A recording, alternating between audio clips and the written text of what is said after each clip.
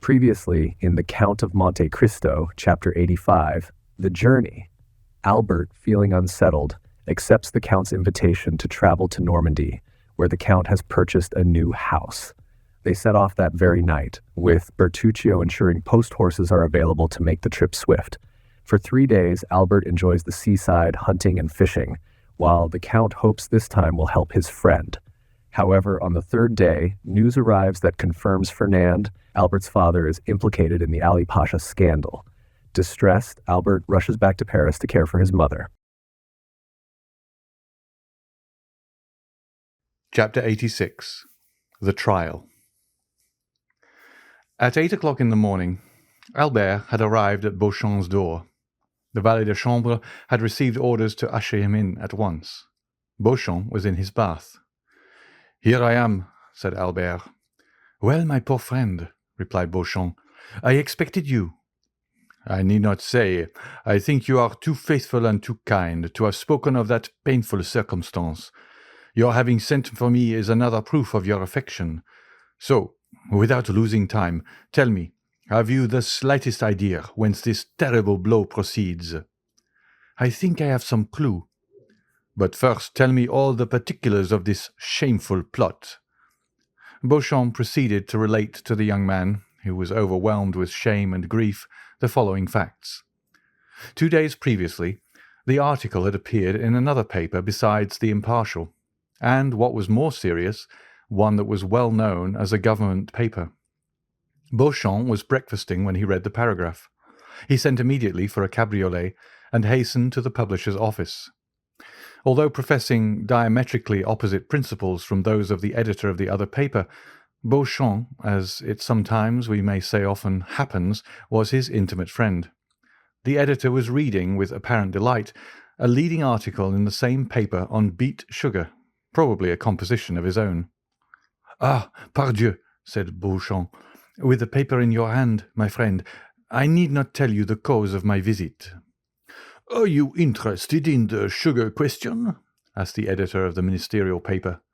"No," replied Beauchamp, "I have not considered the question. A totally different subject interests me." "What is it?" "The article relative to Morcerf." "Indeed? Is it not a curious affair?" "So curious that I think you are running a great risk of a prosecution for defamation of character." "Not at all. We have received with the information all the requisite proofs, and we are quite sure Monsieur de Morcerf will not raise his voice against us. Besides, it is rendering a service to one's country to denounce these wretched criminals who are unworthy of the honour bestowed on them." Beauchamp was thunderstruck. "Who, then, has so correctly informed you?" asked he, "for my paper, which gave the first information on the subject, has been obliged to stop for want of proof, and yet we are more interested than you in exposing Monsieur de Morcerf, as he is a peer of France, and we are of the opposition." "Oh, that is very simple. We have not sought to scandalize. This news was brought to us.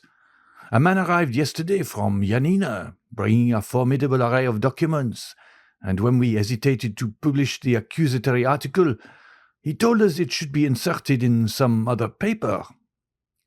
Beauchamp understood that nothing remained but to submit, and left the office to dispatch a courier to Morcerf.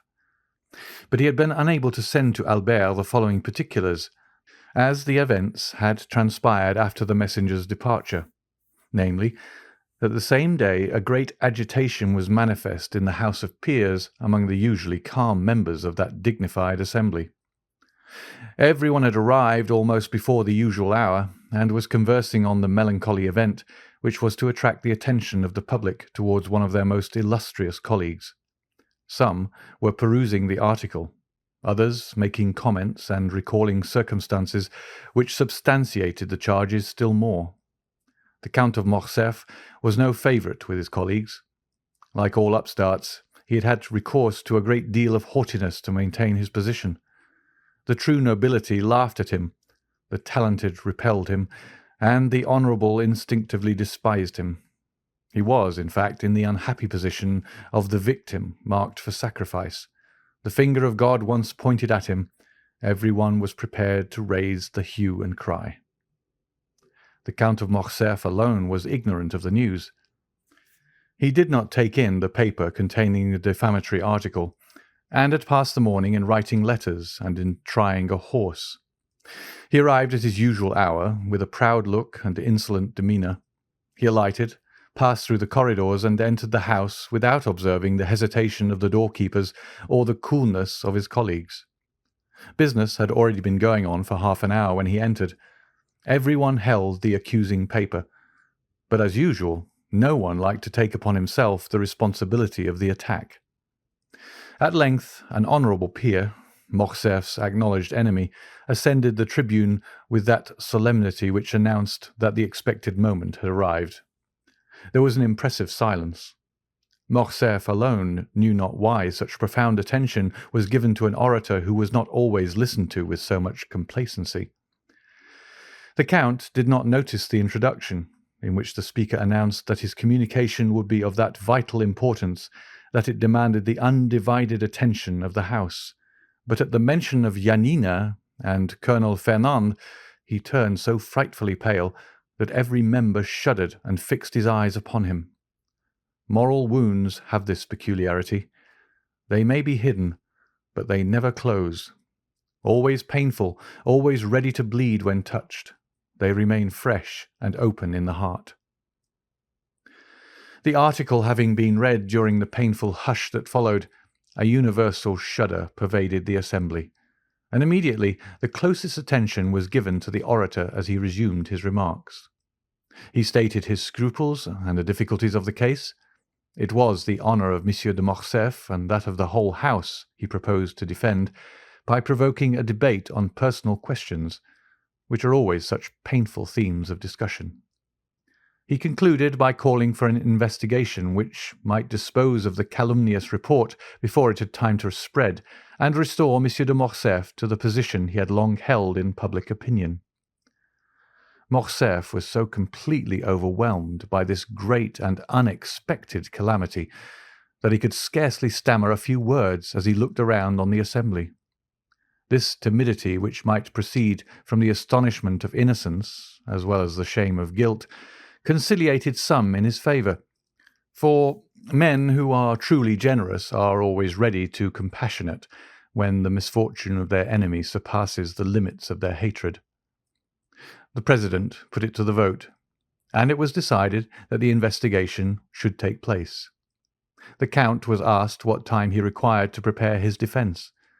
Morcerf's courage had revived when he found himself alive after this horrible blow. "My lords," answered he, "it is not by time I could repel the attack made on me by enemies unknown to me, and doubtless hidden in obscurity. It is immediately and by a thunderbolt that I must repel the flash of lightning which for a moment startled me. Oh, that I could, instead of taking up this defence, shed my last drop of blood to prove to my noble colleagues that I am their equal in worth." These words made a favourable impression on behalf of the accused. "I demand, then, that the examination shall take place as soon as possible, and I will furnish the House with all necessary information." "What day do you fix?" asked the president. "Today I am at your service," replied the Count. The president rang the bell. "Does the House approve that the examination should take place today?" "Yes," was the unanimous answer. A committee of 12 members was chosen to examine the proofs brought forward by Morcerf. The investigation would begin at 8 o'clock that evening in the committee room, and, if postponement were necessary, the proceedings would be resumed each evening at the same hour. Morcerf asked leave to retire. He had to collect the documents he had long been preparing against this storm, which his sagacity had foreseen. Albert listened, trembling now with hope, then with anger, and then again with shame, for from Beauchamp's confidence he knew his father was guilty, and he asked himself how, since he was guilty, he could prove his innocence. Beauchamp hesitated to continue his narrative. "What next?" asked Albert. "What next, my friend? You impose a painful task on me. Must you know all?" "Absolutely, and rather from your lips than another's." "Muster up all your courage, then, for never have you required it more." Albert passed his hand over his forehead, as if to try his strength as a man who is preparing to defend his life proves his shield and bends his sword. He thought himself strong enough, for he mistook fever for energy. "Go on," said he. "The evening arrived. All Paris was in expectation. Many said your father had only to show himself to crush the charge against him. Many others said he would not appear, while some asserted that they had seen him start for Brussels, and others went to the police office to inquire if he had taken out a passport. I used all my influence with one of the committee, a young peer of my acquaintance, to get admission to one of the galleries. He called for me at 7 o'clock, and before anyone had arrived, asked one of the doorkeepers to place me in a box. I was concealed by a column, and might witness the whole of the terrible scene which was about to take place. At 8 o'clock all were in their places, and Monsieur de Morcerf entered at the last stroke. He held some papers in his hand. His countenance was calm, and his step firm, and he was dressed with great care in his military uniform, which was buttoned completely up to the chin. His presence produced a good effect. The committee was made up of liberals, several of whom came forward to shake hands with him. Albert felt his heart bursting at these particulars, but gratitude mingled with his sorrow.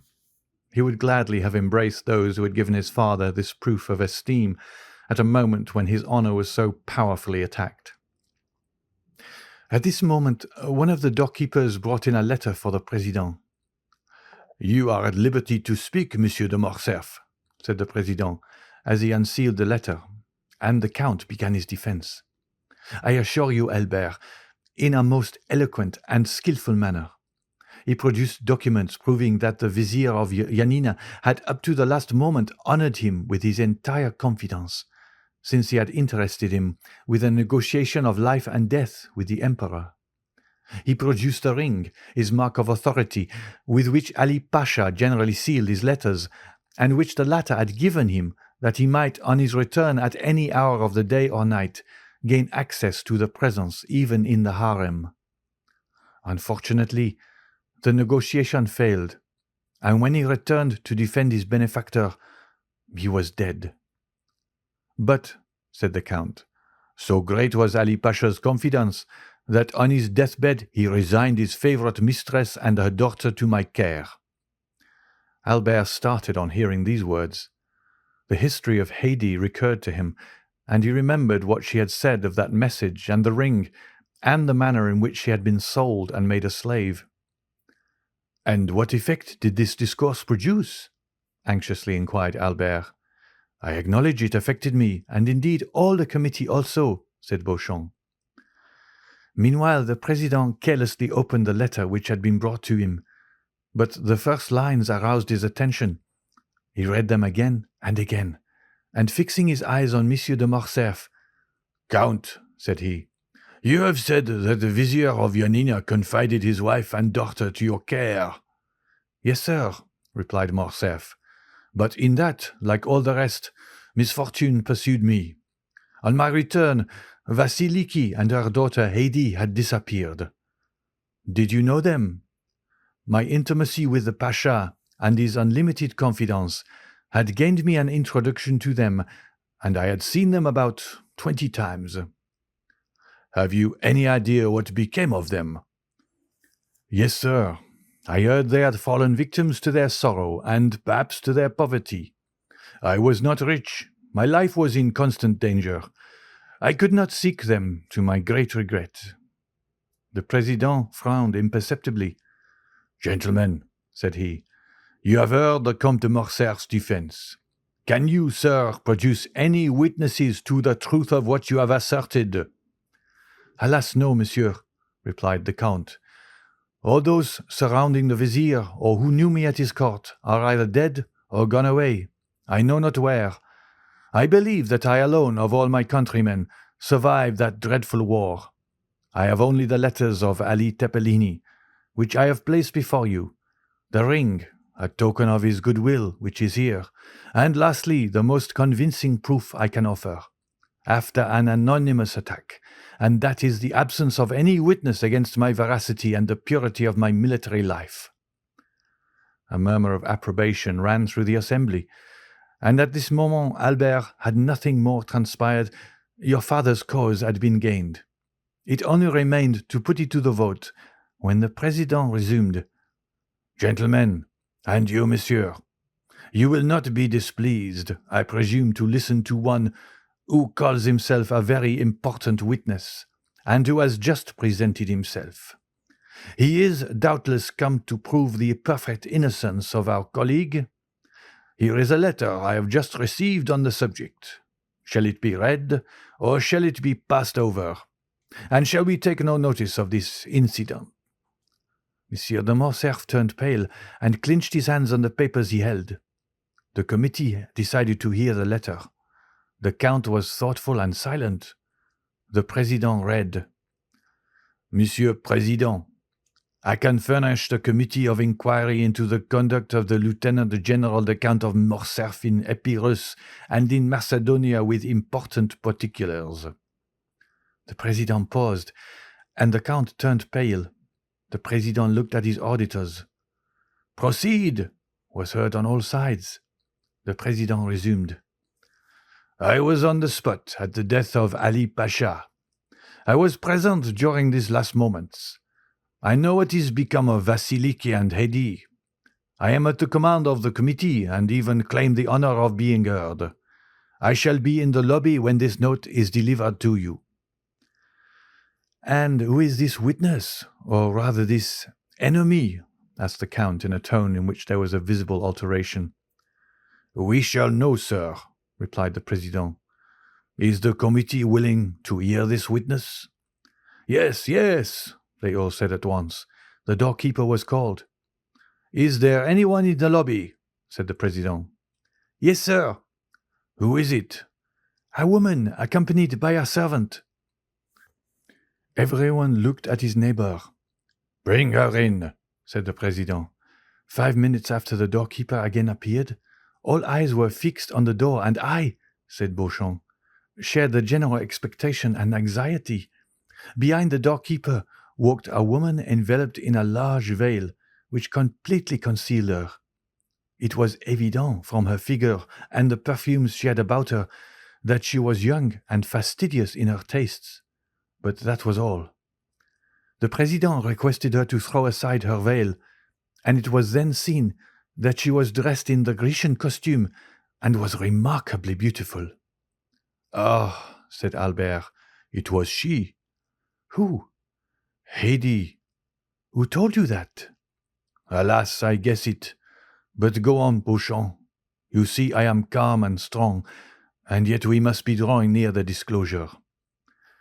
"Monsieur de Morcerf," continued Beauchamp, "looked at this woman with a surprise and terror.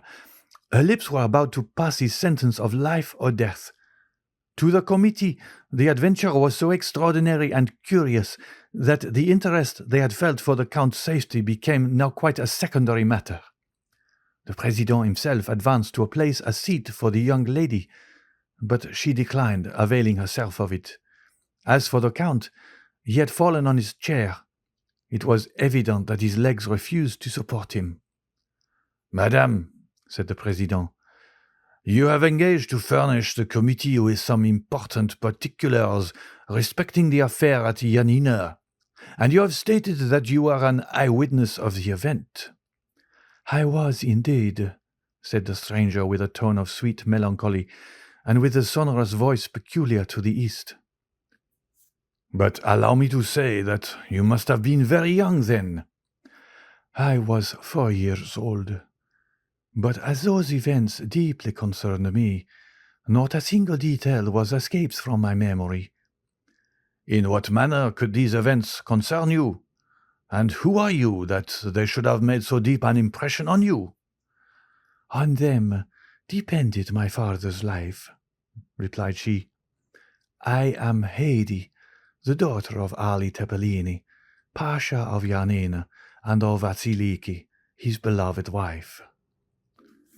The blush of mingled pride and modesty which suddenly suffused the cheeks of the young woman, the brilliancy of her eye and her highly important communication produced an indescribable effect on the assembly. As for the Count, he could not have been more overwhelmed if a thunderbolt had fallen at his feet and opened an immense gulf before him. "Madame," replied the President, bowing with profound respect, "allow me to ask one question. It shall be the last. Can you prove the authenticity of what you have now stated?" "I can, sir," said Haydee, drawing from under her veil a satin satchel highly perfumed. "For here is the register of my birth, signed by my father and his principal officers, and that of my baptism, my father having consented to my being brought up in my mother's faith. This latter has been sealed with the Grand Primate of Macedonia and Epirus.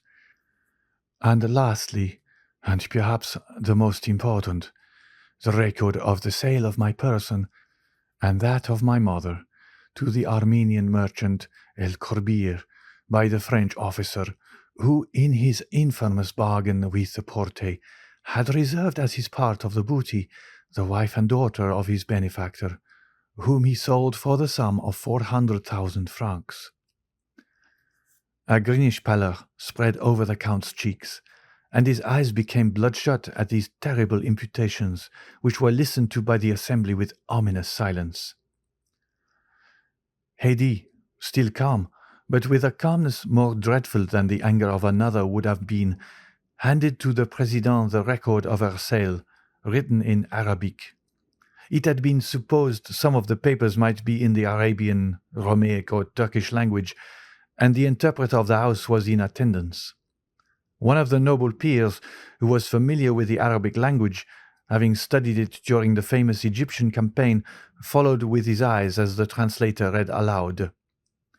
"I, El Kobir, a slave merchant and purveyor of the harem of His Highness, acknowledge having received for transmission to the sublime Emperor from the French lord, the Count of Monte Cristo, an emerald valued at 800,000 francs, as the ransom of a young Christian slave of 11 years of age, named Haydee, the acknowledged daughter of the late Lord Ali Tepelini, Pasha of Yanina and of Vasiliki, his favourite, she having been sold to me 7 years previously with her mother, who had died on arriving at Constantinople by a French colonel in the service of the Vizier Ali Tepelini, named Fernand Mondego.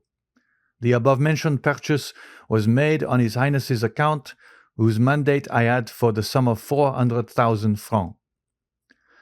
Given at Constantinople by authority of His Highness in the year 1247 of the Hegira, signed El Kobir.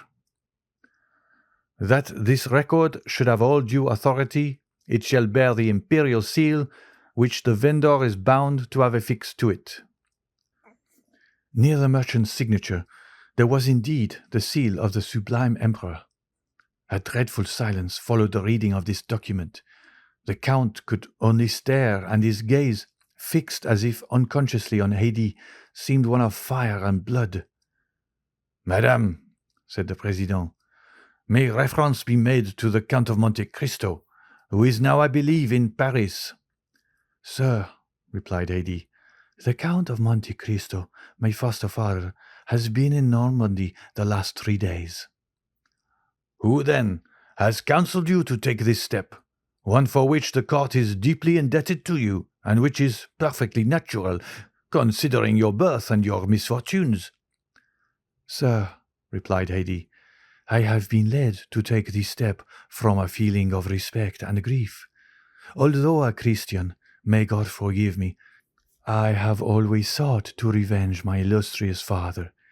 Since I set my foot in France, and knew the traitor lived in Paris, I have watched carefully. I live retired in the house of my noble protector, but I do it from my choice. I love retirement and silence, because I can live with my thoughts and recollections of my past days. But the Count of Monte Cristo surrounds me with every paternal care, and I am ignorant of nothing which passes in the world. I learn all in the silence of my apartments, for instance. I see all the newspapers, every periodical as well as every new piece of music, and by thus watching the course of the life of others, I learned what had transpired this morning in the House of Peers, and what was to take place this evening when I wrote." "Then," remarked the President, "the Count of Monte Cristo knows nothing of your present proceedings." "He is quite unaware of them, and I have but one fear, which is that he should disapprove of what I have done. But it is a glorious day for me," continued the young girl, raising her ardent gaze to heaven, "that on which I find at last an opportunity of avenging my father."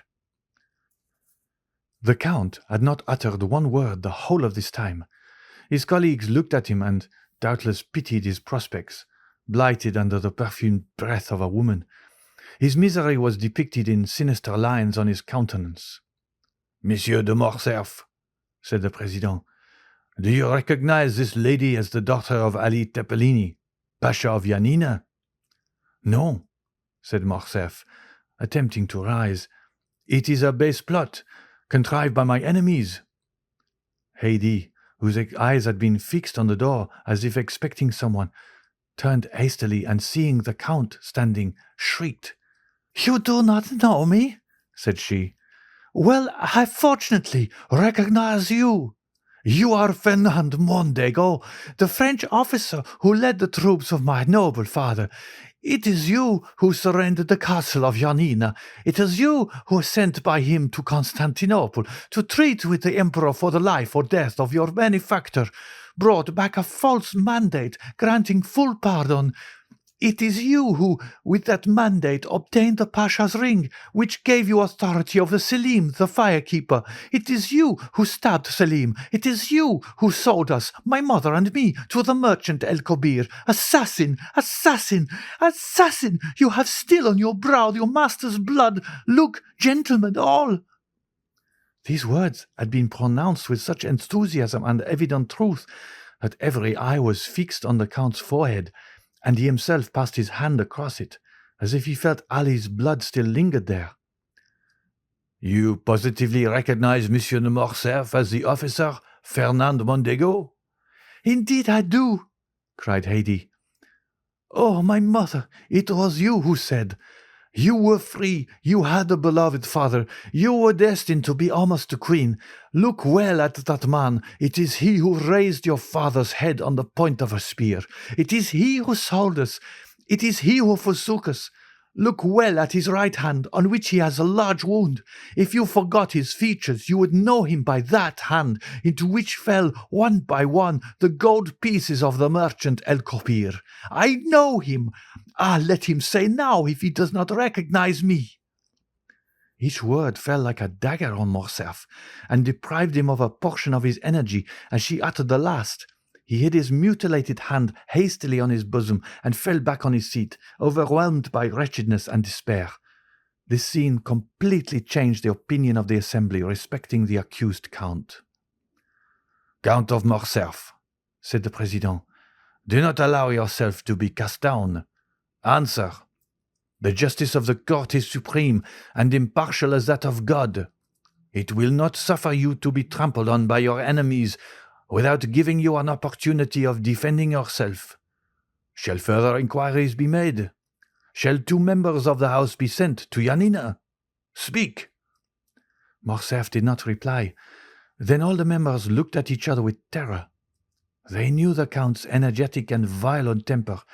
It must be indeed a dreadful blow which would deprive him of courage to defend himself. They expected that his stupefied silence would be followed by a fiery outburst. "Well," asked the President, "what is your decision?" "I have no reply to make," said the Count in a low tone. "Has the daughter of Ali Tepelini spoken the truth?" said the President. "Is she then the terrible witness to whose charge you dare not plead not guilty? Have you really committed the crimes of which you are accused?" The Count looked around him with an expression which might have softened tigers, but which could not disarm his judges. Then he raised his eyes toward the ceiling, but withdrew them immediately, as if he feared the roof would open and reveal to his distressed view that second tribunal called Heaven, and that other judge named God. Then, with a hasty movement, he tore open his coat, which seemed to stifle him, and flew from the room like a madman. His footstep was heard one moment in the corridor, then the rattling of his carriage wheels as he was driven rapidly away. "Gentlemen," said the President, when silence was restored, "is the Count of Morcerf convicted of felony, treason, and conduct unbecoming a member of this House?" "Yes," replied all the members of the Committee of Inquiry with a unanimous voice. Haydee had remained until the close of the meeting. She heard the Count's sentence pronounced without betraying an expression of joy or pity. Then, drawing her veil over her face, she bowed majestically to the councillors and left with that dignified step which Virgil attributes to his goddesses. End of chapter 86.